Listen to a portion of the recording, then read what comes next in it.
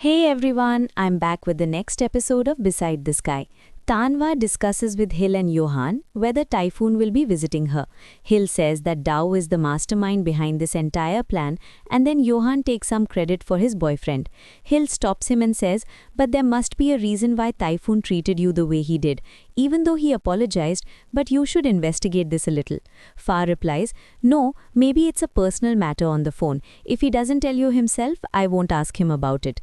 Meanwhile, Adit, who was sleeping, suddenly wakes up and looks at Fa and asks, "So what are you going to do?" Johan hits him and says, "Come on, you're pretending like you heard everything we were talking about." This prompts a fight between the two. Fa stops them both and says, "Guys, calm down. We get back to the main topic. I really want to know if Fun is as eager to meet me as I am to meet him." Then Hill says, "Oh, just look at his face. Now you're smiling like Johan." Fa hides his expression and says, "Smile? No, I'm not smiling." Johan says, "Yeah, okay, we understand that you're feeling very happy and you can't hide it from us." Meanwhile, Typhoon is shown with North sitting in front of him. He explains to him that he should go and meet Fa directly and that he doesn't want to see Fa. What's the big deal? Fa says, "But I'm scared. I really want to meet him, but I'm not sure. The day I meet him, he'll find out that I am the person from the letter. And then if he doesn't accept me, and I'm feeling very shy anyway." Ever since Befa said he loved that person. And what he wrote in the last letter was that he wanted to meet me, and if he couldn't meet her, he would go mad. This kept me awake the whole night. I'm very worried, thinking that when Befa finds out that I am that person, she might get sad. I'm sure when I go and stand near her, she'll see my face and she'll get sad. And then what will I do? So Johan tells him that this is your problem. So why don't you hide your face? You have a mask and a cap, right? Wear a hoodie too. Then Befa won't recognize you. And yes, don't open your mouth in front of them. It's your voice. They'll understand you. Take a notebook with you. Write down whatever you want to say in it and show it to them, okay? Tar asks Taifan, "Did you reply to that letter and ask if you want to meet them?" Taifa says no. They quickly start writing a letter. Taifan writes, "Yes, I want to meet you too, but I'll be wearing something strange, so don't overreact. And yes, I have one condition. Even if you recognize me, you'll behave normally. And I won't talk to you directly. And yes, I can't meet you right now. I'll meet you only after my final exams are over. Send me the location, I'll be there." Another scene shows Dan. He finds the letter and talks to his friend. "Yes, Taifan will do exactly what I thought. He'll come to see me."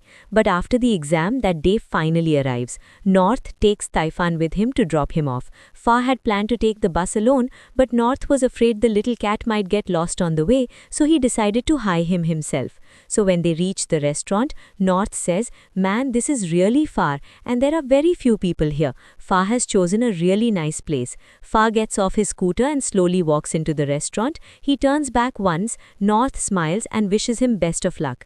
The phone is malfunctioning. He's feeling scared. He's lacking confidence, but he still wants to go in. He wants to meet his Pifa. Even though he knows today's meeting could be difficult for him, he still wants to go ahead.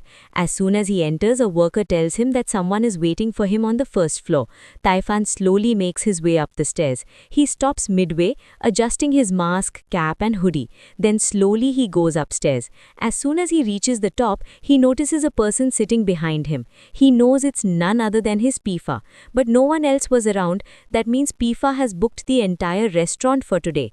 Taifan slowly goes and sits next to them. Fa doesn't turn towards him because he knows if he turns to look at him, he'll look awkward. So he looks ahead and says, "Thank you for coming here. I waited so long for this day." Fun says nothing. The seat they were both sitting on was near the balcony. From there they both had a clear view of the sky. But now clouds are slowly gathering in the sky. He asks Fa, "What do you think, will it rain?" Fun quickly takes out his notebook and writes, "Yes, but this rain won't last long." When Fa looks at him, he smiles and says, "You seem to have a bit of an idea about the weather."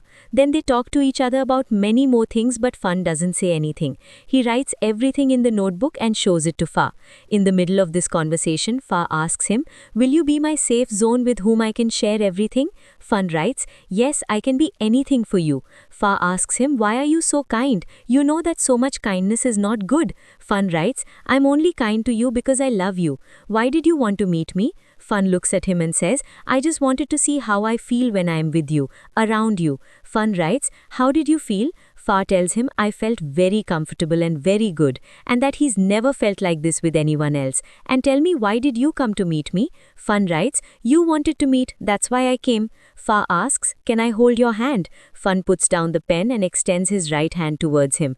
As soon as Fun holds his hand, Fun's heart races. He wants to pull it back, but Fun grabs his hand tightly and kisses it tenderly, making Fun feel as if his heart is about to stop.